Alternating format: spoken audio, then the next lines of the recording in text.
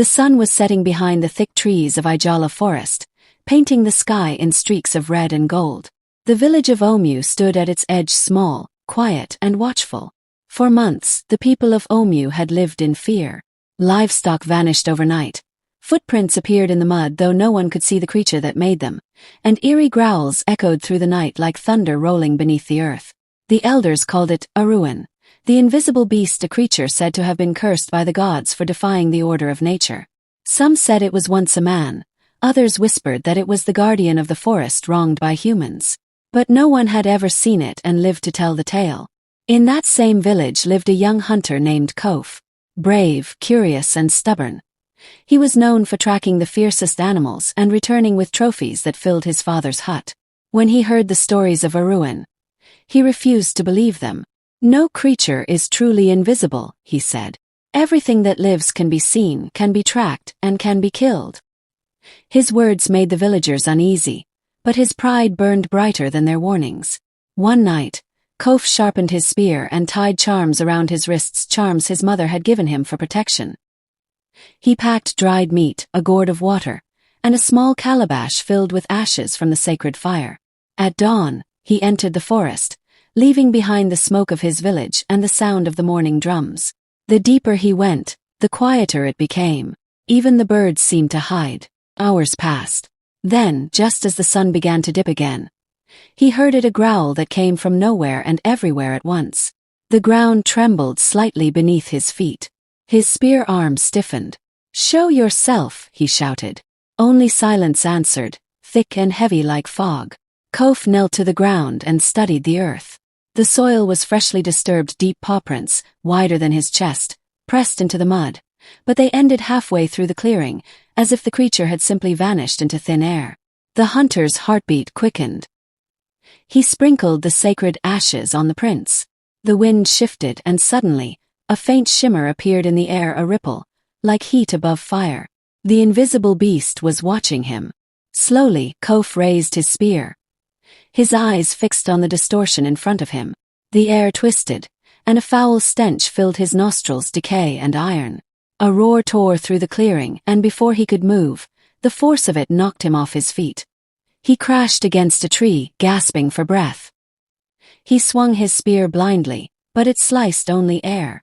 Something huge brushed past him, leaving claw marks in the earth. Desperate, Kofe remembered the charm his mother had tied on his wrist. He tore it off and held it high, whispering the words she taught him. "What the gods have hidden, the truth shall reveal." The charm burned bright red, then exploded into sparks that lit up the air.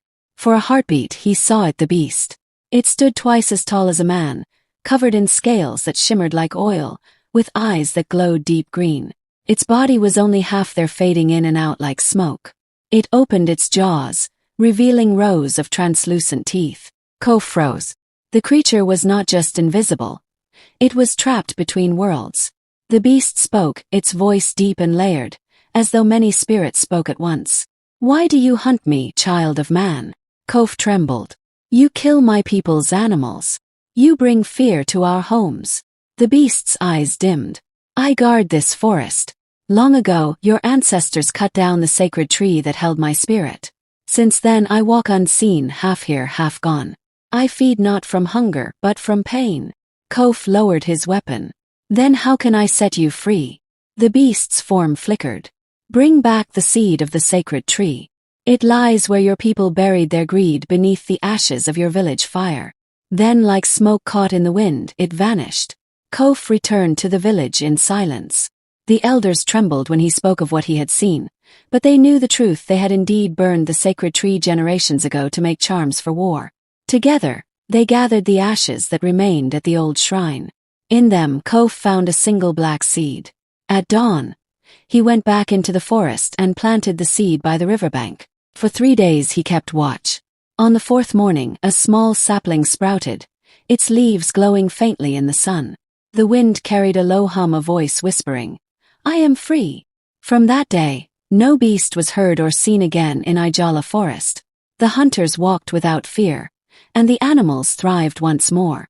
Kofe never boasted again of what he had done, but when he died many years later, The villagers said his spirit joined the guardian of the forest, protector of both man and beast. Some battles are not meant to be fought with weapons, but with understanding. Sometimes what we fear the most only seeks to be heard, not destroyed. The hunter learned that courage isn't always in the spear you hold, it's in the heart that dares to listen. So, the next time you walk through the silence of the unknown, remember, not everything unseen is your enemy. Some spirits only wait to be set free. Thank you for watching. If this story touched your heart, don't forget to like, share, and subscribe for more African folklore tales that awaken the spirit and keep our legends alive.